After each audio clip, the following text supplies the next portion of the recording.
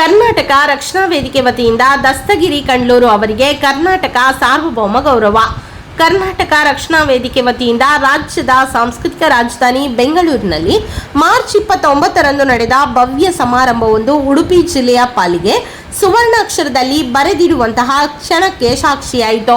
ಕನ್ನಡ ನಾಡು ನುಡಿಯ ರಕ್ಷಣೆಗಾಗಿ ನಿರಂತರವಾಗಿ ಶ್ರಮಿಸುತ್ತಿರುವ ಕರ್ನಾಟಕ ರಕ್ಷಣಾ ವೇದಿಕೆ ರಾಜ್ಯಾಧ್ಯಕ್ಷರಾದ ಟಿ.ಎ. ನಾರಾಯಣಗೌಡರ ನೇತೃತ್ವದಲ್ಲಿ ನೀಡಲಾಗುವ ಪ್ರತಿಷ್ಠಿತ ಕರ್ನಾಟಕ ಸಾರ್ವಭೌಮ ಪ್ರಶಸ್ತಿಯು ಉಡುಪಿ ಜಿಲ್ಲೆಯ ಕುಂದಾಪುರ ತಾಲೂಕಿನ ಕಂಡ್ಲೂರಿನ ಹೆಮ್ಮೆಯ ಪುತ್ರ ದಸ್ತಗಿರಿ ಕಂಡ್ಲೂರು ಅವರಿಗೆ ಸಂದಿದ್ದು ಸಮಸ್ತ ಕರಾವಳಿಗರು ಹೆಮ್ಮೆ ಪಡುವಂತಾಗಿದೆ.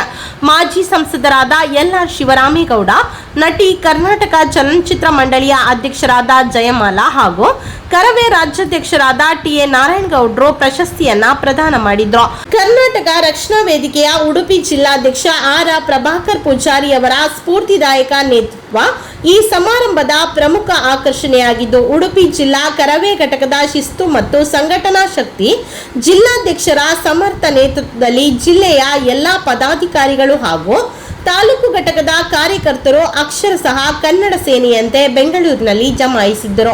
ಉಡುಪಿ ಜಿಲ್ಲೆಯ ಪರವಾಗಿ ದಸ್ತಗಿರಿ ಕಂಡ್ಲೂರು ಅವರು ಈ ಉನ್ನತ ಪ್ರಶಸ್ತಿಯನ್ನ ಸ್ವೀಕರಿಸುವಾಗ ಇಡೀ ಸಭಾಂಗಣದಲ್ಲಿ ಉಡುಪಿ ಜಿಲ್ಲಾ ಘಟಕದ ಜಯಘೋಷ ಮೊಳಗಿದ್ದು ವಿಶೇಷವಾಗಿತ್ತು. ಕಾರ್ಯಕ್ರಮದ ಯಶಸ್ಸಿನ ಬಳಿಕ ಮಾತನಾಡಿದ ಜಿಲ್ಲಾಧ್ಯಕ್ಷ ಆರ್. ಪ್ರಭಾಕರ್ ಪೂಜಾರಿ ಅವರು ಅತ್ಯಂತ ಭಾವುಕರಾಗಿ ತಮ್ಮ ಕಾರ್ಯಕರ್ತರನ್ನ ಶ್ಲಾಘಿಸಿದ್ರು.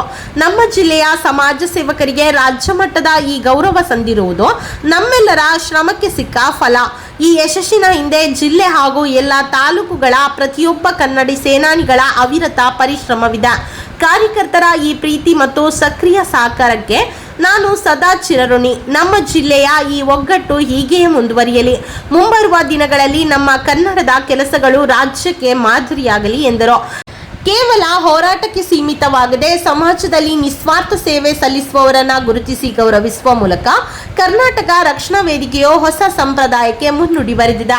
ವಿಶೇಷವಾಗಿ ದಸ್ತಗಿರಿ ಕಂಡ್ಲೂರು ಅವರಂತಹ ಸಾಧಕರನ್ನ ಆಯ್ಕೆ ಮಾಡಿರುವುದು ಸಂಘಟನೆಯ ಜಾತ್ಯತೀತ ಮನೋಭಾವಕ್ಕೆ ಸಾಕ್ಷಿಯಾಗಿದೆ.